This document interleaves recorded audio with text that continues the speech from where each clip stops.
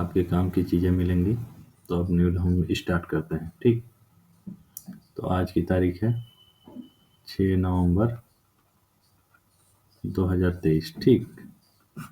पहली न्यूज़ अब देखते हैं। भारतीय सेना की एविएशन यूनिट में एक ध्रुव हेलीकॉप्टर का कॉम्पैक्ट वर्जन लॉन्च किया गया। इसके जरिए नई पीढ़ी के रॉकेट और गोला बारूद प्रणाली का सफलतापूर्वक परीक्षण किया गया। यह पहला स्वदेशी विकसित अटैक हेलीकॉप्टर है जिसका नाम रुद्र रखा गया है, ठीक। पहाड़ों पर यह प्लेटफॉर्म असरकारक है। इसकी स्ट्राइक क्षमता और घातकता बढ़ जाती है। ध्रुव को बुनियादी संस्करणों से लेकर मिशन और हथियार प्रणाली के फिटमेंट के साथ 5.8 टन वर्ग में रुद्र नामक हथियार में विकसित किया गया है। ठीक। अब अगली न्यूज है आपकी।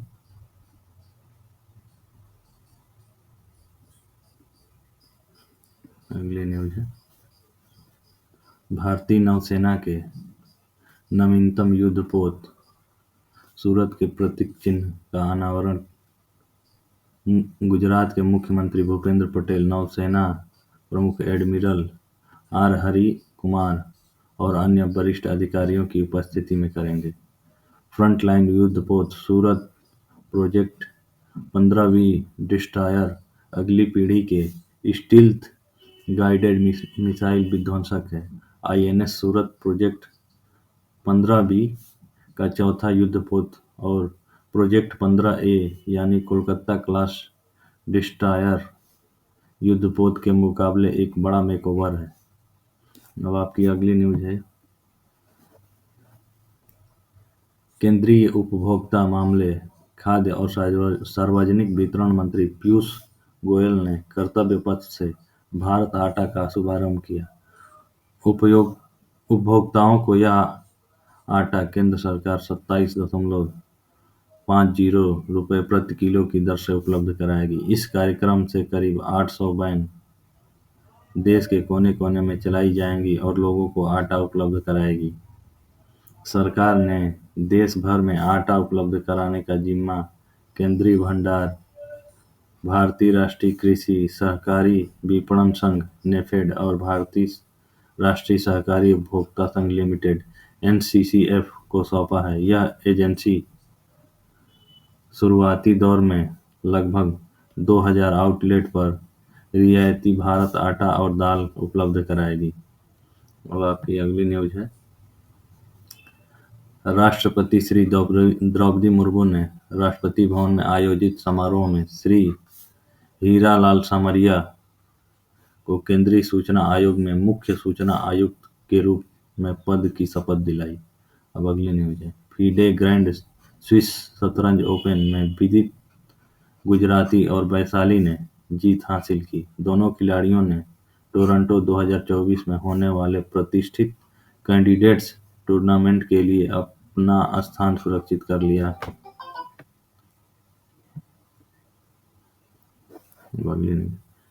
खाड़ी के सहयोगी देश जीसीसी में कृषि उत्पादों के निर्यात को बढ़ावा देने के लिए भारत सरकार के वाणिज्य मंत्रालय के कृषि और प्रसंस्कृत खाद्य उत्पाद निर्यात विकास प्राधिकरण एपीडा ने वैश्विक खुदरा बाजार की प्रमुख कंपनी लुलु हाइपर मार्केट एलएलसी के साथ एक समझौता ज्ञापन एमओयू पर हस्ताक्षर किए हैं। नई दिल्ली में आयोजित वर्ल्ड इंडिया फूड WIF 2023 में 3 नवंबर 2023 को एपीडा के अध्यक्ष श्री अभिषेक देवा और लुलु समूह के अध्यक्ष सह प्रबंध निदेशक श्री यूसुफ अली एम के बीच इस समझौता ज्ञापन पर हस्ताक्षर किए गए। इस समझौता ज्ञापन का उद्देश्य वैश्विक स्तर पर ब्रांड इंडिया को बढ़ावा देना है। ठीक है। अब अगली न्यूज है आपकी। मत्स्य पालन, पशुपालन और डेयरी मंत्री श्री पुरुषोत्तम रूपाला ने दिल्ली में आयोजित वर्ल्ड फूड इंडिया कार्यक्रम 2023 में पशुपालन और डेयरी विभाग के मंडप का उद्घाटन किया। पशुपालन और डेयरी विभाग ने इस आयोजन में भागीदार विभाग के रूप में हिस्सा लिया। इस आयोजन के उद्घाटन के अवसर पर मत्स्य पालन, पशुपालन और डेयरी राज्य मंत्री श्री डॉक्टर एल मुरुगन भी उपस्थित रहे। इसमें राष्ट्रपति श्री द्रौपदी मुर्मू समापन समारोह की मुख्य अतिथि थी। ठीक, अब अगली न्यूज है आपकी। आवासन और शहरी कार्य मंत्रालय अपनी प्रमुख योजना Atal mission for rejuvenation and urban transformation AMRUT के तहत एक गतिशील पहल महिलाओं के लिए पानी के लिए महिलाएं को शुरुआत करने की पूरी तरह तैयार है। इस योजना में मंत्रालय के राष्ट्रीय शहरी आजीविका मिशन NULM की भी भागीदारी है। उड़ीसा अर्बन अकादमी इसकी नॉलेज पार्टनर है। इस जल दिवाली अभियान का जश्न 7 नवंबर 2023 से शुरू होकर 9 नवंबर 2023 तक जारी रहेगा। इस अभियान का उद्देश्य जल शासन प्रणाली में महिलाओं को शामिल करने के लिए एक मंच प्रदान करना है।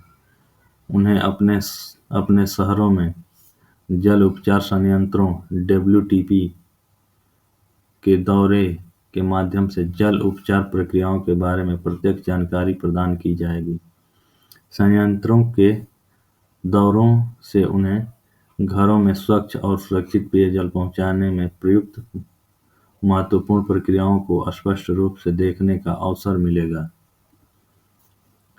इस अभियान का व्यापक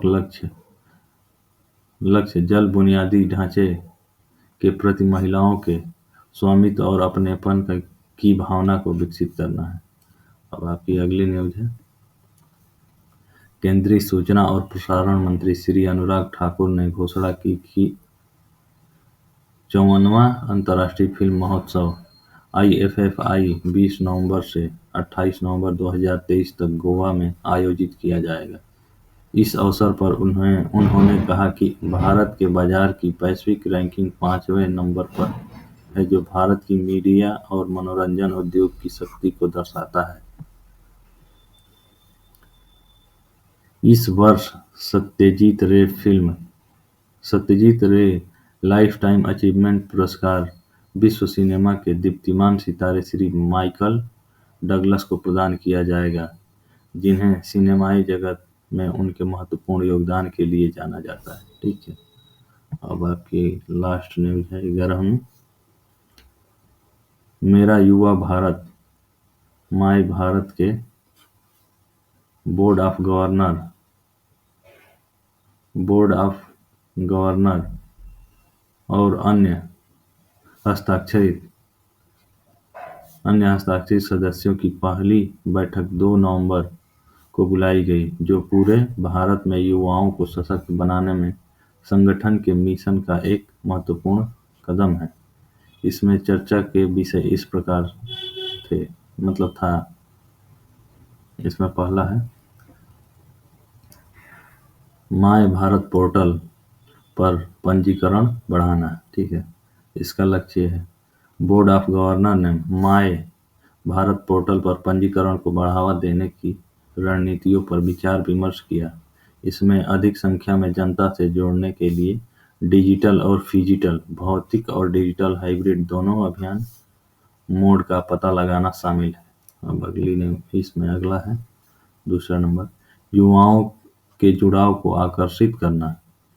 बोर्ड ने युवाओं का ध्यान आकर्षित करने और पोर्टल पर उनकी सक्रिय भागीदारी को प्रोत्साहित करने के लिए नवीनतम विचारों पर विचार मंथन किया। मंच को युवा उपयोगकर्ताओं के लिए आकर्षक बनाने के लिए पहुंच और जुड़ाव की रणनीतियों पर चर्चा की गई। अब इसमें तीसरा है स्थिरता के लिए रोड मैप। बैठक में माय भारत पोर्टल की दीर्घकालिक स्थिरता पर चर्चा की गई, जिसका लक्ष्य यह सुनिश्चित करना है कि यह युवाओं के लिए दिलचस्प और मूल्यवान बना रहे। इस बात पर एक रोड मैप तैयार करने की चर्चा की गई कि मंच को लगातार कैसे बढ़ाया जाए और विकसित किया जाए, ताकि यह युवाओं को एक दूसरे के साथ संभावित परामर्शदाताओं के साथ नेटवर्क बनाने की अनुमति दे सके। तो आज की न्यूज़ हम यहीं समाप्त करते हैं।